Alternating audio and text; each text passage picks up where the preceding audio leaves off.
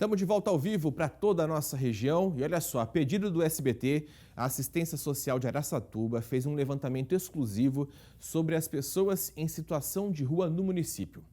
A pesquisa mostra que no último ano houve aumento do número de pessoas que vieram de outros países nas ruas da cidade. Devido à pandemia, também cresceu a quantidade de pessoas que estão vivendo nas ruas depois de terem sido despejadas. O que pode levar algumas pessoas a fazer a escolha de ter a rua como endereço? Eu moro aqui, Juqueira Freire, 347, eu acho. É uma casa? Não, a rua. Você mora na rua? Na rua. Por que você mora numa rua? É uma opção. Valdemar, nas ruas de Araçatuba, mais conhecido como Magrão, há 3 anos tomou uma decisão de abandonar a família e o emprego porque não conseguia largar mão do vício. E ele vive dia após dia com as consequências dessa escolha. Trabalho. Só que não consigo comprar nada, a não ser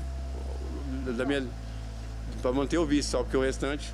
Conforme a própria Secretaria de Assistência Social define, a população em situação de rua se caracteriza por ser um grupo de pessoas com diferentes realidades, mas que tem em comum a condição de pobreza absoluta. A assistência busca viabilizar de uma forma articulada com outros setores públicos, outras políticas públicas, a garantia do direito, né, e que nós tratamos de direitos fundamentais, né, como alimentação, moradia. Em Araçatuba, o Centro Pop é uma casa que realiza um trabalho de acolhimento.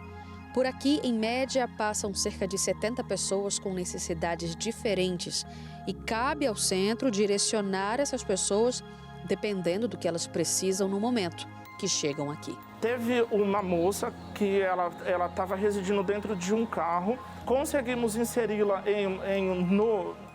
em uma empresa aqui da cidade, conseguiu fazer com que ela fosse ao CRAS, ela era dependente química, e ela hoje está em tratamento ambulatorial no CAPES daqui de Araçatuba.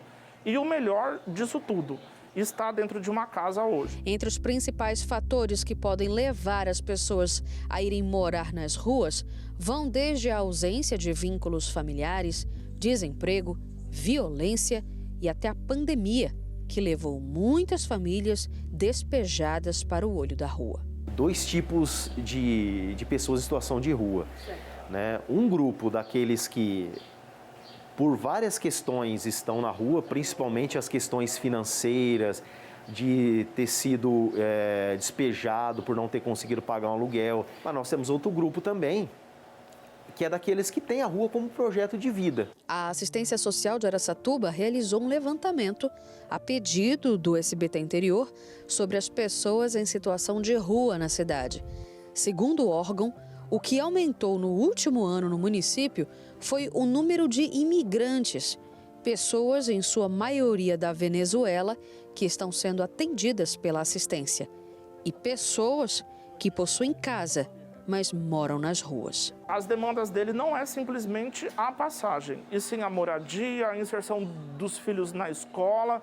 Muitas vezes eles chegam aqui e apresentam doenças que foram negligenciadas nos países deles, e aí nós temos que fazer a articulação junto ao SUS. Quando a gente fala de imigrantes, a gente está falando de outra cultura, né? Que muitos deles são pessoas que tinham um trabalho, né, em outros países, são formados, universitários, têm família, têm filhos, eles preferem ser atendidos, né, e conseguir seus próprios meios, né, de sobrevivência, como pedir, né, vender coisas nas ruas. O caso do Lucas é o que mais comove diante de um sistema que muitas vezes acaba fazendo o caminho inverso. A família, a casa, o emprego, uma vida inteira ficaram em Ourinhos, interior de São Paulo. O que ele leva dentro da mochila remendada são as escolhas que fez e o desejo que um dia ele consiga ter a dignidade de volta. O que mais que você queria agora, se você pudesse... Não é nem voltar atrás, se você tivesse agora uma oportunidade agora. Ser respeitado como ser humano. Que as pessoas da sociedade olhassem pra gente e vissem em nós aquilo que ninguém tem diferença de um do outro.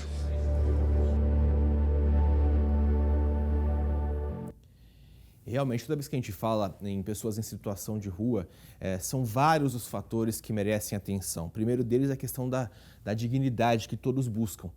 Quem está, por exemplo, na rua por conta da dependência química, pessoal, realmente tem que ser tratado como caso de saúde pública. As pessoas têm que entender que a dependência nas drogas não é vagabundagem, a dependência nas drogas não é uma opção, é uma questão de doença. A pessoa tem que ser tratada para tentar se desvencilhar do crime, do vício. Você viu muito bem ali o nosso entrevistado falando que todo o dinheiro que ele consegue acumular com bico, enfim, fazendo ali algum tipo de trabalho, é para o uso das drogas. Então, quer dizer, alguma pessoa em sã consciência teria essa vontade? Obviamente que não. Por isso que precisa do atendimento ali da saúde. Um segundo ponto, pessoas que vêm de fora. A gente tem observado um crescimento não só em Araçatuba, como em outras cidades da região. Já mostramos reportagens em Rio Preto e Prudente também com esse cenário. O detalhe é o seguinte, elas querem recomeçar uma vida. Elas querem construir uma vida fora do país de origem. No caso dos venezuelanos, estavam sofrendo muito com a pobreza extrema no país de origem. Quando chegam num outro local, tem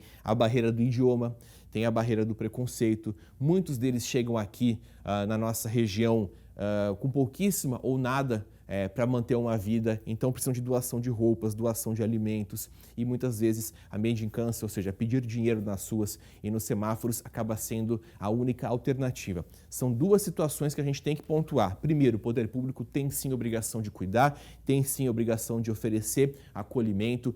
Em paralelo a isso, contam com a ajuda aí de muitas ONGs, trabalhos sociais que dão um incentivo, acabam ajudando também em todo esse trabalho. E um segundo ponto, a questão do preconceito. As pessoas têm que parar de olhar com preconceito para essas pessoas. Tem muita gente que gostaria de um emprego, por exemplo, mas quando chega para se candidatar ali a uma vaga de emprego, muitas das vezes não consegue tomar um banho antes de ir para a entrevista, não tem um endereço fixo para fazer um cadastro, ou seja, imagine você o sofrimento que todas essas pessoas acabam vivendo.